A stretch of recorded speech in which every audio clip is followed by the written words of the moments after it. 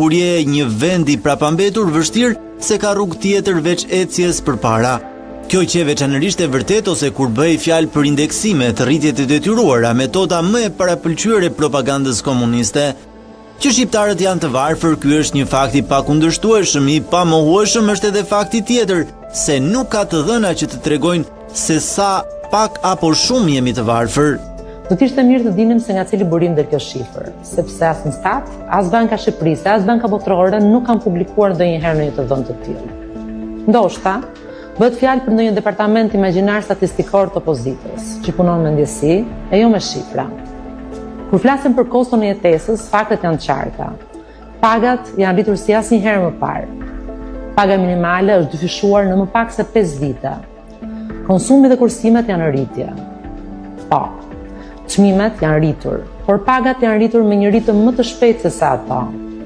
Edhe sipas Bankës së Shqipërisë, vendi ynë ka pasur inflacionin më të ulët në rajon gjatë 2 viteve të fundit. Ndërkohë, arsimi publik është falas, librat për ciklin bazë subvencionohen nga shteti, energjia elektrike për familjet nuk është rritur, përkundrazi është ulur, dhe transporti publik ka mbetur pothuajse i pandryshuar. Sa për taksat e reja dhe politikat e gabuara, faktet flasin vetë. Biznesi vogël ka taks zero. Qeveria që gjithë ditën fabrikon shifra, e gjithë ditën merret veç me propagandë, u ankoka sepse i referohemi shifrave të Eurostatit. Eurostati ishte fakt shumë i qartë dhe ngrinte një shqetësim real që lidhet me jetesën e përditshme e qytetarëve shqiptar. I kuptoi ministrat e qeverisë që nuk e besojnë dot që 5 në 10 shqiptar, 55% e shqiptarëve nuk e mbyllin dot muajin. Kjo vjen sigurisht si rezultat i shumë faktorëve.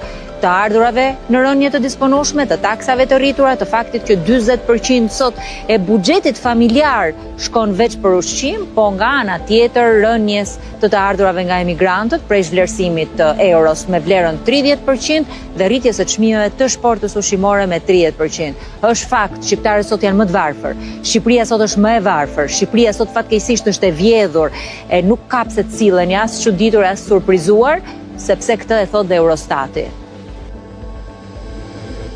1 në 4 familje shqiptare merr borxh për të jetuar. Një pjesë të afërmit e të tjerë në banka apo institucionet e mikrokredis janë 24% e familjeve që kanë marrë të paktën 1 hua në gjysmën e parë të vitit. Shifra ka mbetur e pandryshuar në raport me 2023-shin. Unë flas për vete, sot për sot jam pa punë. Jetoj me pension 100.000 lekë. Çfarë do bëj me 100.000 lekë? Me qeraja? Në sondazhin gjendja financiare dhe huamarrja e familjeve në Shqipëri që Banka Qendrore ka realizuar rezulton se 35% e borxheve janë marrë për konsum. Hierarkia e nevojave që ka shtyrë shqiptarët drejt borxheve pasohet nga blerjet për riparimet e banesave apo zhvillimi i biznesit si dhe studimet. Për shkak të ardhurave të ulta, duke qenë se familjet kanë të ardhura të ulta, tendenca është që të parat të shpenzohen të ardhurat për gjërat bazike që është ushqimi.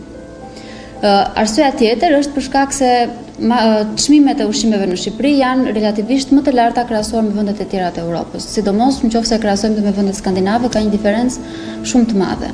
Gati gjysma e huave të marra nga familjet shqiptare deri në qershor ka qenë në institucionet financiare. Pjesa tjetër i kanë marrë borxh parat të afërmit. Shumë e vështirë është jeta këtu.